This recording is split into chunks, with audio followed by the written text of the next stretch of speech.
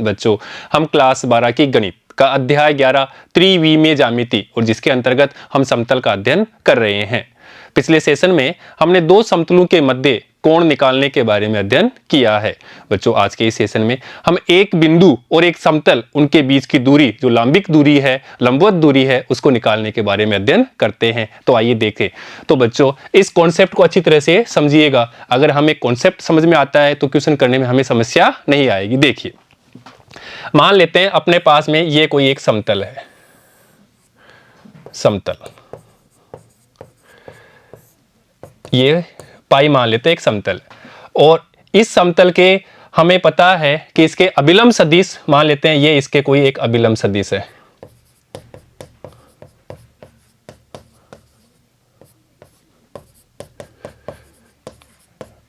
और वो है हमारा n वेक्टर। अब देखिए यहां पे अपन कोई बिंदु लेते हैं, हमने लिया कोई बिंदु P, और यहां पे एक बिंदु लेते हैं समतल के ऊपर, यहां पे हम बिंदु लेते हैं M, और इस P और M को मिलाते हैं एक रेखा बनती है PM रेखा। और A बिंदु पर अपन एक जिसके निर्देशांक है x1 y1 z1, अर्थात यहां पे एक स्थिति सदिश ले लेते हैं, मान लेते हैं वो अपना A1 स्थिति सदिश है। तो P का स्थिति सदिश हो जाएगा, बिंदु P का स्थिति सदिश मूल बिंदु के सापेक्ष की स्थिति सदिश वो अपन मानते हैं A वेक्टर है। अब यहां पे ध्यान दीजिए, ये जो रेखा है और ये वेक्टर है, क्या एक दूसरे के समानांतर हैं? हाँ, समानांतर है, अर्थात रेखा PM व सदिश n वेक्टर एक दूसरे के समानांतर हैं।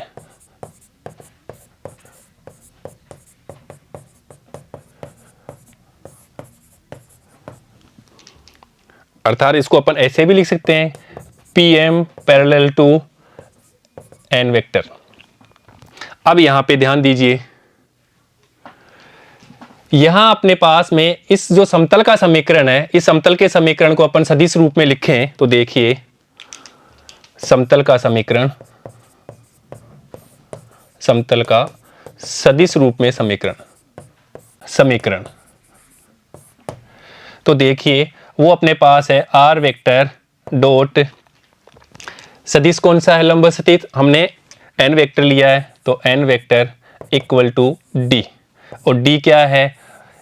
मूल बिंदु से इस समतल की लंबवत दूरी। इसको देते हैं अपन समीकरण 1। और ये देखो बच्चों, PM एक रेखा है और जो कहां जा रही है? एक बिंदु से जा रही है, और बिंदु कौन सा है? बिंदु है अपने पास में ये P बिंदु, जिसके निर्देशांक अपन x1 y1 z1, और इसका स्थिति सदिश कौन सा हो गया? A वेक्टर इसका स्थिति सदिश हो गया। ये अपने बात कर ली। तो एक बिंदु, अंतरिक्ष में एक बिंदु और एक रेखा से जाने वाला, समतल का एक बिंदु और एक रेखा से जाने वाला हम समीकरण पढ़ चुके हैं, जिसके समानांतर अपन एक सदिश लेते हैं B वेक्टर। अर्थात यहां पे देखो, रेखा का समीकरण, अंतरिक्ष में रेखा का समीकरण,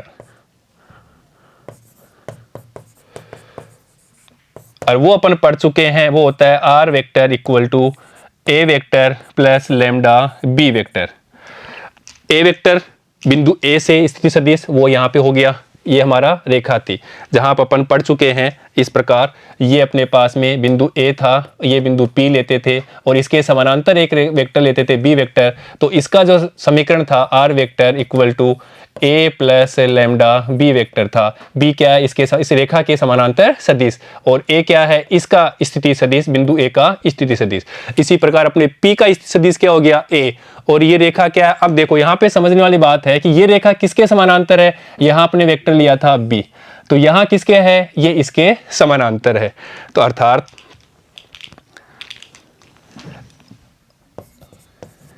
ये n वेक्टर के समानांतर है,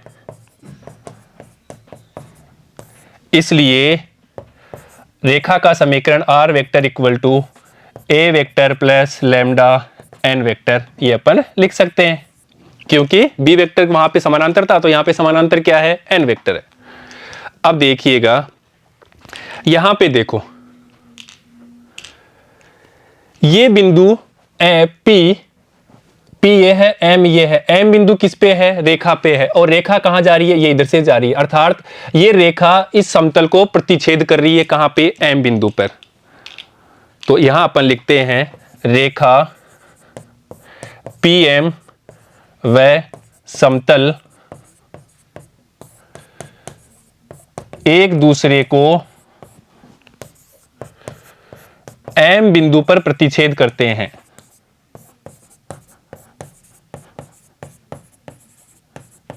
प्रतिच्छेद करते हैं अर्थात समीकरण 1 और 2 से, समीकरण, इसलिए समीकरण 1 व 2 से, और समीकरण 1 है हमारे पास में, देखिए ये वाला, तो यहां से, अरे ये समीकरण 2 ये वाला, तो यहां से अपन आर वेक्टर का मान यहां पे रख देते हैं, समीकरण 2 से समीकरण आर वेक्टर का मान यहां पे 1 में रख देंगे। इसलिए यहां पे देखो a vector plus lambda N vector, ये हमने आर की जगह रख दिया समीकरण 1 में, डॉट यहां पे देखिए N vector equal to D, इसको दे देते हैं अपन समीकरण 3। अब यहां पे ध्यान दो, समीकरण 3 से पहले अपन लेमडा का मान निकाल लेते हैं यहां से, इसलिए पहले अपन यहां से लेमडा का मान निकालें, तो a vector dot N vector plus lambda, यहां पे देखो n vector dot N vector equal to d, पहले तो हमने इससे मल्टीप्लाई कर दिया दोनों से, और यहां पे देखो अपन जानते हैं कि ए वेक्टर डॉट ए वेक्टर हो तो हम उसको लिखते हैं ए वेक्टर के परिमाण के स्क्वायर के बराबर, ऐसा अपन पढ़ चुके हैं, तो यहां पे भी कुछ ऐसा ही लिख देंगे। इसलिए ए स्थिति सदिश यहां पे एन वेक्टर प्लस लैम्डा, और इसको लिखेंगे एन वेक्टर के परिमाण का square is equal to D, या यहां पे देखिए lambda is equal to D minus A vector A स्थिति सदिश डॉट एन वेक्टर अपॉन में आएगा एन वेक्टर के परिमाण का स्क्वायर, यहां से हमने लैम्डा का मान निकाल दिया, इसको देते हैं समीकरण 4, और ये लैम्डा का मान अपन यहां पे रख देते हैं समीकरण 2 में। लैम्डा का मान समीकरण 4 से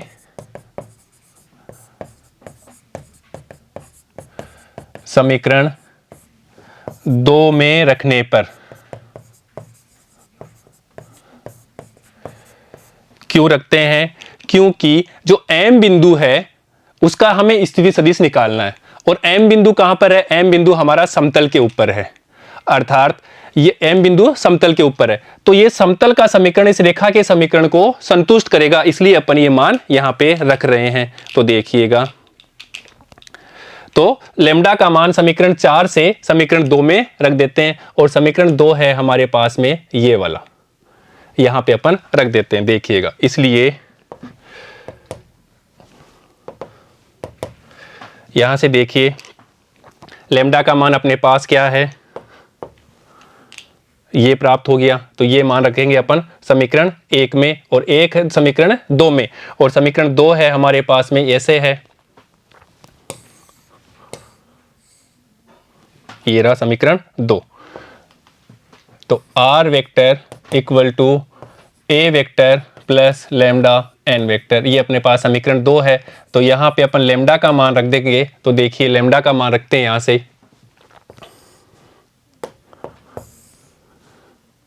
डी माइनस ए स्थिति सदिश माइनस डी माइनस ए स्थिति डॉट एन वेक्टर, तो ये ए वेक्टर ऐसे कैसे, plus D minus N vector dot A vector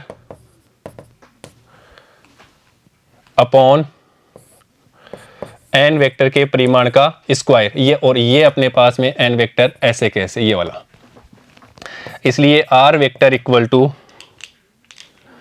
यहां पे देखिए ए वेक्टर प्लस, इसको अपन लिख देंगे डी माइनस ए वेक्टर स्थिति सदिश N vector upon N vector के परिमाण का स्क्वायर डॉट एन वेक्टर।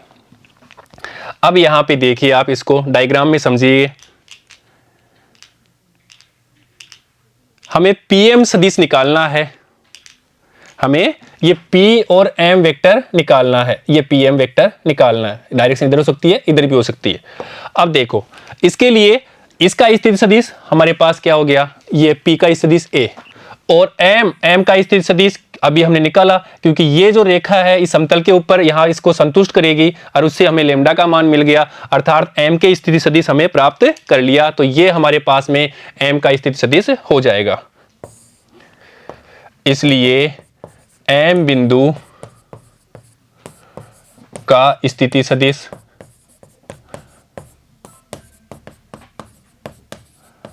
हमारे पास प्राप्त हो गया A vector plus D minus ए स्थिति सदिश dot N vector upon N vector के परिमाण का स्क्वायर एन वेक्टर। और देखो बच्चों, अगर हमें पी एम सदिश चाहिए तो हमें क्या क्या मिलेगा, एम का स्थिति सदिश, एम का ये निकालेंगे, बाद में उसका परिमाण निकालेंगे तो बीच की दूरी आ जाएगी, और हमें यही तो निकालना है। ये हमारा समतल है और ये हमारा पास में एक बिंदु P है, तो इसके बीच की ये लंबिक दूरी यही निकालना है। तो पहले अपन पीएम सदिश निकाल लेंगे, तो उसका परिमाण ले लेंगे, तो इनके बीच की दूरी आएगी। और उसके लिए ये P बिंदु था, उसका तो सदिश हमने A माना, और दूसरा बिंदु M था, उसका स्थिति सदिश निकालने के लिए हमने पहले समतल का समीकरण देखा, उसके बाद में हमने रेखा का समीकरण देखा, और ये दोनों एक दूसरे को प्रतिच्छेद करते हैं, इसलिए हमने लेमडा का मान निकाला, और लेमडा का मान निकाल करके हमने रख दिया, तो हमारे पास में M बिंदु के स्थिति सदिश आ गए। और इसे M बिंदु का स्थिति सदिश माइनस स्थिति सदिश, ये अपन जानते हैं, माइनस P बिंदु का स्थिति सदिश,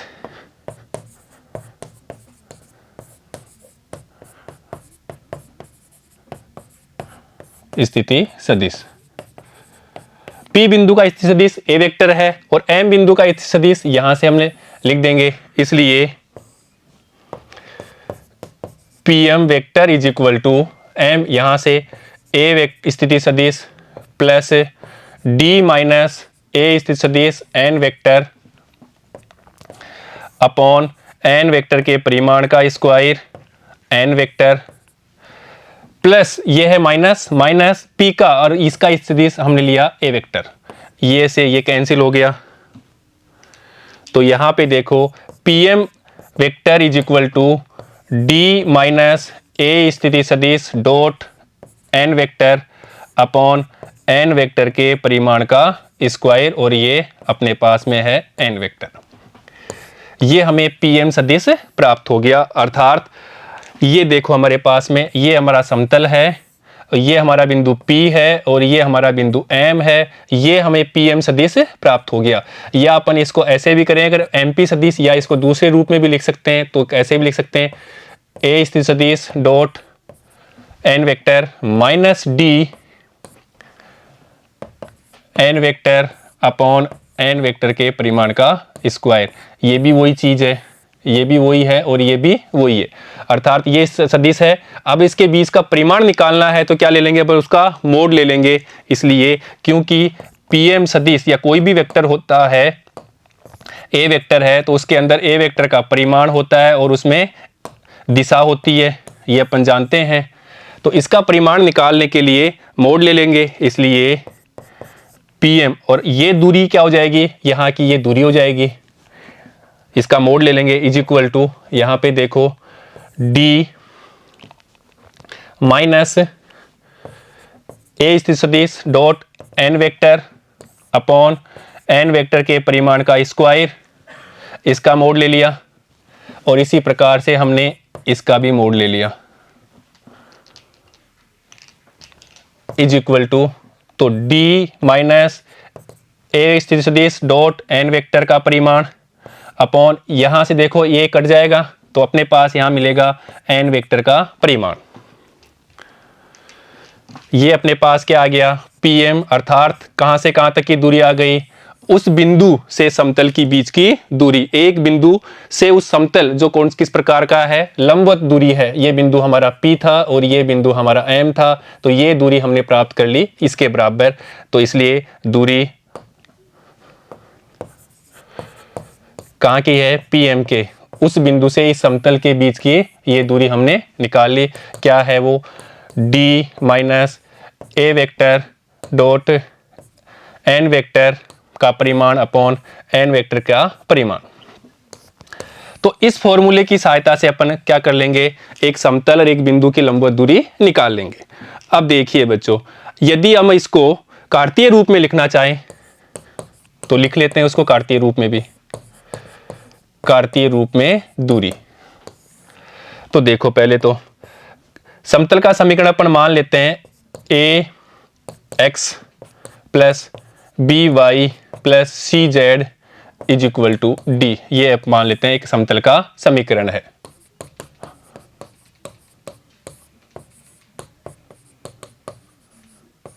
अब देखिए a वेक्टर है, a वेक्टर, तो ये बिंदु P है जिसके स्थिति सदिश अपन मानते हैं, इसके स्थिति सदिश बात करेंगे उससे पहले अपन कोऑर्डिनेट की बात करते हैं। तो कोऑर्डिनेट है उसके x1 y1 और z1। तो a स्थिति सदिश अपने पास प्राप्त होगा x1 i cap plus y1 j cap plus z1 k cap. और यहां से देखो, यहां से हमें n वेक्टर प्राप्त हो जाएगा, अर्थात पहले अपन बात करते हैं अभिलंब के दिक् अनुपात, अभिलंब के दिक् अनुपात, और वो लिए हमने a b c, अर्थात n vector is equal to a i cap plus b j cap plus c k cap. ये हमने वेक्टर फॉर्म में लिख दिया। अब देखो फॉर्मूला अपने पास में है, ये रहा फॉर्मूला, d क्या है, उनके बीच की दूरी है। तो देखिएगा, इसलिए अपन मानते हैं PM is equal to d minus a vector dot n vector upon n vector के परिमाण, ये पूरा मोड। या अपन इसको ऐसे भी लिख सकते हैं, बात एक ही है, a स्थिति सदिश डॉट n स्थिति सदिश minus d upon n vector का परिमाण।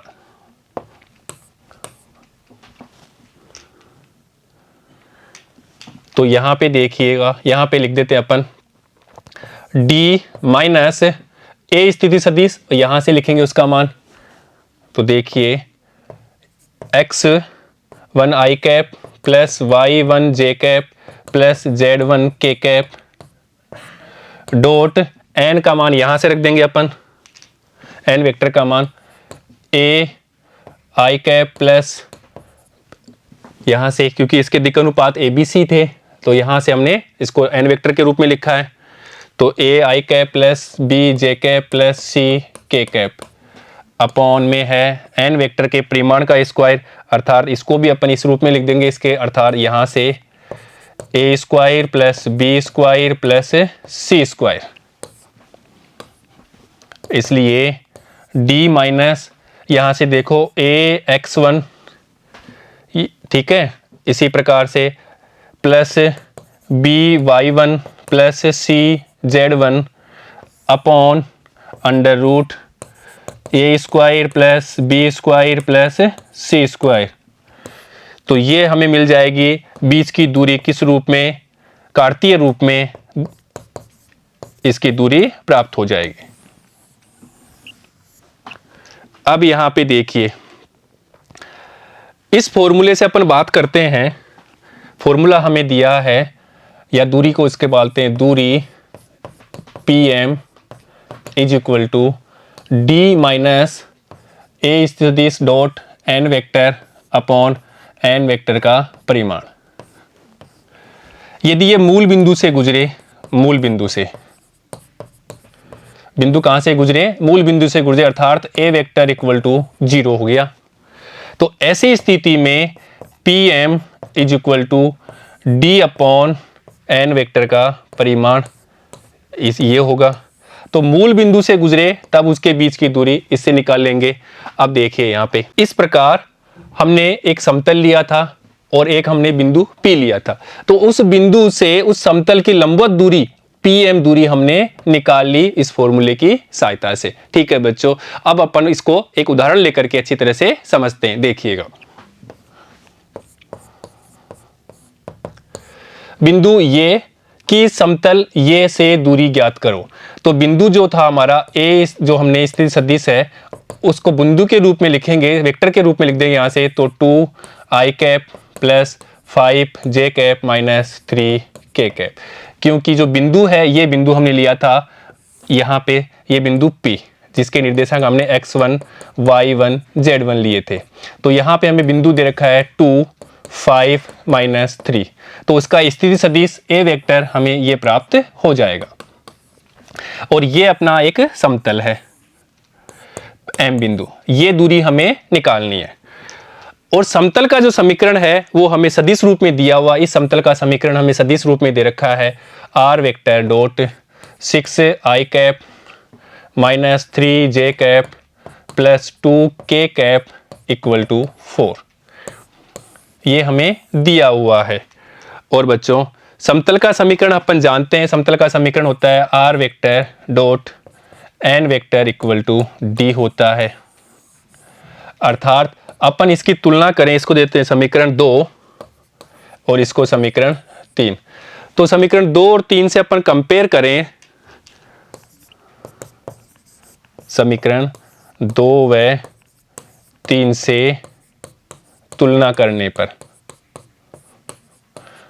तो देखिए यहाँ पे n vector equal to 6i cap minus 3j cap plus 2k cap प्राप्त होगा और d इक्वल टू 4 प्राप्त होगा। अब देखो फॉर्मूला हम जानते हैं, दूरी मूल, अच्छा उस बिंदु से दूरी जिसको अपन देते हैं PM नाम, is equal to d minus ए स्थिति सदिश dot n vector upon n vector का परिमाण। यहाँ हमें d मिल गया, ए स्थिति सदिश हमने निकाल लिया, यहाँ पे ए स्थिति सदिश यहाँ पे निकाल लिया, n वेक्टर अपन यहाँ से निकाल लिया और इसका परिमाण भी निकाल लेंगे। तो यहाँ पे अपन ये चीज़ें रख देंगे, इसलिए दूरी इज इक्वल टू d का मान यहाँ से रख देते हैं अपन 4 माइनस ए वेक्टर, और ए वेक्टर का मान अपन यहाँ से रखते हैं समीकरण 1 से 2i plus 5j minus 3k,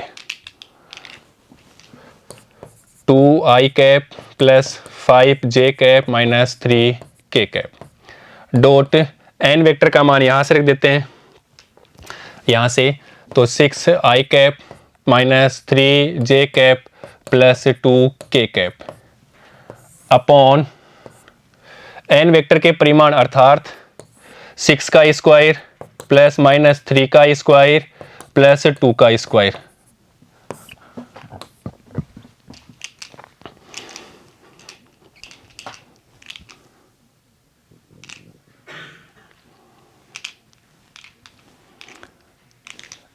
इसलिए यहाँ पे देखिए ये 4 माइनस, यहाँ डॉट प्रोडक्ट कर देते हैं, तो यहाँ अपने पास में 12, यहाँ पे माइनस 15 और यहाँ पे देखो माइनस 15 और यहाँ पे माइनस 6 अपॉन यहाँ पे 36 प्लस 9 प्लस 4। तो देखिएगा यहाँ पे पहले सोल्व कर लेते हैं, 4 माइनस 12 यहाँ पे प्लस के 15 प्लस के 6 अपॉन में यहाँ पे 49 और इसका हो जाएगा 7 इज इक्वल टू, अब यहाँ पे देखो ये चला जाएगा तो यहाँ पे अपने पास बचेगा प्लस के 3 और ये प्लस के 9 और यहाँ पे 12, तो यहाँ पे ये आ जाएगा, तो यहाँ से तो मिलेगा हमें 3 मिल जाएगा 3, ऐसे फिर ये 6 प्लस ये 4, तो अपने पास में यहाँ से ये 6 प्लस 4 तो 10 13 हो गया। तो अपन लिख देंगे 13 बटे 7 का मोड, तो ये प्राप्त होगा 13/7। तो यही हमारा आंसर है। ठीक है बच्चों, तो बच्चों आज हमने इस सेशन में एक बिंदु और एक समतल, एक बिंदु लिया हमने कहीं पे और एक समतल लिया, तो उस समतल से उस बिंदु की लंबवत दूरी वो निकाली, उसका फॉर्मूला हमने डिराइव किया, फिर हमने एक एग्जांपल लेकर के उसको अच्छी तरह से समझा है। ठीक है बच्चों, तो हमें इस फॉर्मूला भी आना चाहिए, फॉर्मूला आने से पहले हमें ये पता होना चाहिए कि फॉर्मूला किस प्रकार से आया। अगर हमें कॉन्सेप्ट पता है तो फॉर्मूला हमें अच्छी तरह से याद रहता है। ठीक है बच्चों, नेक्स्ट सेशन में हम एक समतल और एक रेखा के मध्य का कोण निकालेंगे। इससे पहले अपन निकाल चुके हैं कि दो समतल के मध्य कोण, और उससे पहले अपन दो रेखाओं के मध्य कोण वो भी निकाल चुके हैं, पर इस बार अपन निकालेंगे एक समतल होगा और एक रेखा होगी, उनके मध्य का कोण कैसे निकालते हैं उसके बारे में अपन नेक्स्ट क्लास में पढ़ेंगे।